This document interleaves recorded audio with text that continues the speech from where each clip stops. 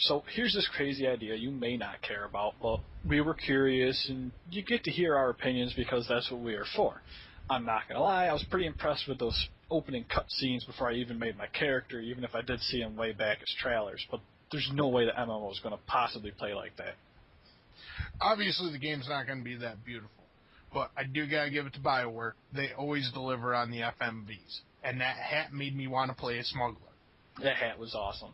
Too bad it wasn't an option in character creation, though. I feel like they should have just given my character a "I was created, and all I got was this stupid haircut" shirt.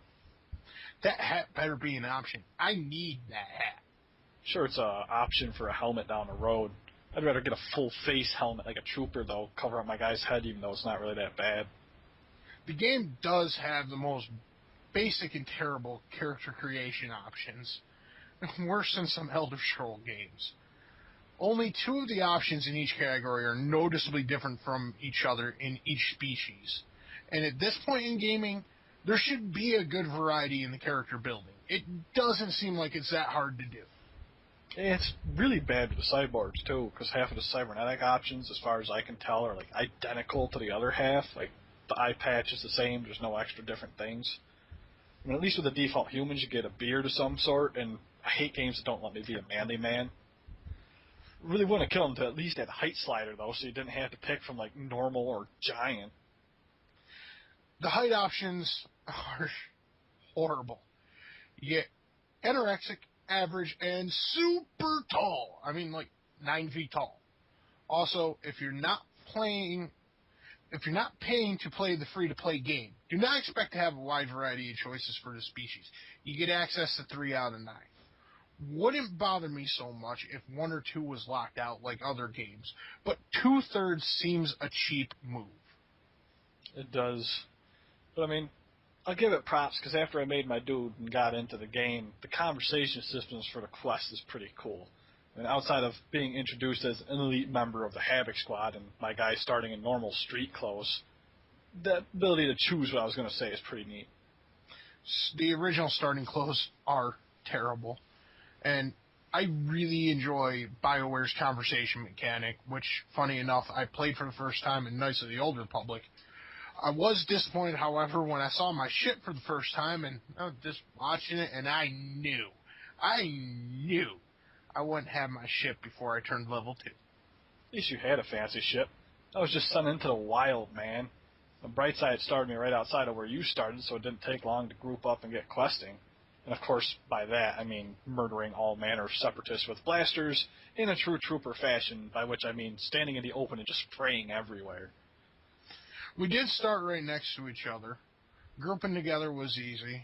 And while they were annoying for me, the tutorials were pretty nice, to the point, and they popped up at appropriate times. Newcomers should have no trouble learning the game at all.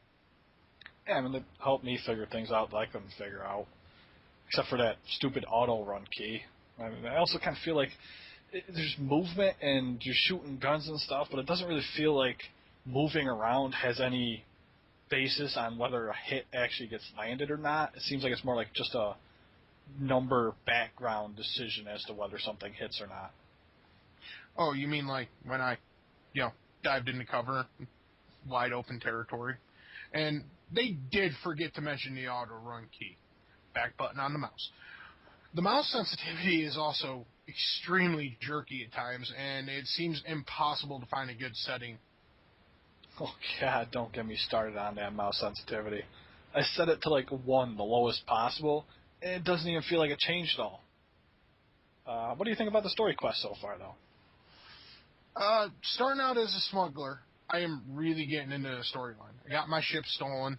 I need to track it down, and, being a smuggler, I need to make some credits on the side. By level 5, I already started to get into the seedy underground of Ord Mantell. Done some jobs, started tracking down the guy who stole my ship, and got to hit on a hottie. There's no waiting into this, no waiting until, like, level 20 to actually start your character's storyline. It throws you right into the mix from the start, and haven't even left the first planet yet. Seems my trooper gets a short straw on this one. Well, I guess it's not really surprising since I'm just a trooper. pretty much just getting bossed around by some Panthro-looking jerk who blames me for everything except for success, even though I'm supposed to be tracking down, like, this huge bomb that could possibly blow up the entire island. I'm seriously blaming Panthro for anything that goes wrong for the rest of the game. Panther was a jerk to you from the start. Although we will probably find out he's actually a really pleasant fellow once you get to know him. And then he'll die. I hope so. I hope I'm the one that causes it. I don't even care if it gives me dark side points. I'm out here to save the world, not deal with this guy's harassment. I will help you with that. I like the quest party mechanics, though, and how the system works in team. Each team member gets to pick a response to whatever conversation is going on. That's your response. You're locked in. And whoever response the game picks to play, whether that's, you pick the most appropriate response or it's a dice roll. I haven't really figured that out yet, but game picks one, plays it in the video. Full voice acting, no silent heroes in this game. It's nice, too, how if you're in, like, the primary quest, everybody else doesn't have a choice, so they can't, like, muck up your character's story at all. I do wish the characters would deliver their lines as though they weren't in a bad B-movie, though, but at the same time, maybe it's just because it's really early in the game still. I don't know if it'll change going forward. Colt does sound like he's straight from the 70s at times. I mean, search for the Sasquatch and crap like that. I do like hearing my character, though. It is a nice change from the grunts in WoW. Yeah, not reading things is pretty cool. So far, the game's been fun. The combat is simple. My smuggler moves are fun, and I will hit up more on them later on as I get to use them and see how they hold up. The mechanics are your basic MMO mechanics. You played this game, if you played MMOs, you played this game 100 times before. You have to find a trainer, buy your moves, and your stats auto level. It does feel pretty cookie cutter beyond the conversation system. I'm kind of a little worried that it's going to get bogged down with moves in the long run. You're just going to have like 50 different moves that you got to use. But they do at least keep the combat looking like it belongs in Star Wars. I mean, considering we're just two guys with blasters walking around, at least it's like, if I'm doing full auto, he's actually spraying it like he's full auto and all that. The fights are fairly dynamic. My concern is, at this point, I haven't died yet. I'm worried that the second we get off planet, we are just going to get steamrolled by the first thing we run into. I totally died while running around before you got in. While I was still trying to figure out the controls and everything, I ended up getting mixed up with like too many groups of baddies and just got shredded. But you do have a valid point, though. I mean, for the most part, the two of us, it's just rolling through everything. And I'm kind of hoping it'll stay that way to some extent so we can actually finish the entire thing with just the two of us to get that more contained review experience, though. We really haven't come across anything we couldn't handle. Honestly, looking forward to a prolonged battle. I'd like to see... so far, longest we had was, 5 minutes? If even. But, I'm sure we'll hit like a boss battle or something before level 10. That's usually like tutorial area levels on most things. Heck, maybe next session we'll hit that. Well, who knows? Maybe the nuke will turn into a giant mech. I gotta say, also, wondering how long we're going to be on the planet for. I mean, Knights of the Old Republic, the first game, it was pretty much like level 15. You get off planet, but it seemed like it took a long time. I'm assuming 10 will probably be the jump-off point for us on this, but you never know. Yeah, worst case scenario, we can get the ability to sprint at level 15. Since we're playing for free, we don't get it automatically at first level. But, if not 10, probably at least around 15. Anything else you can think of?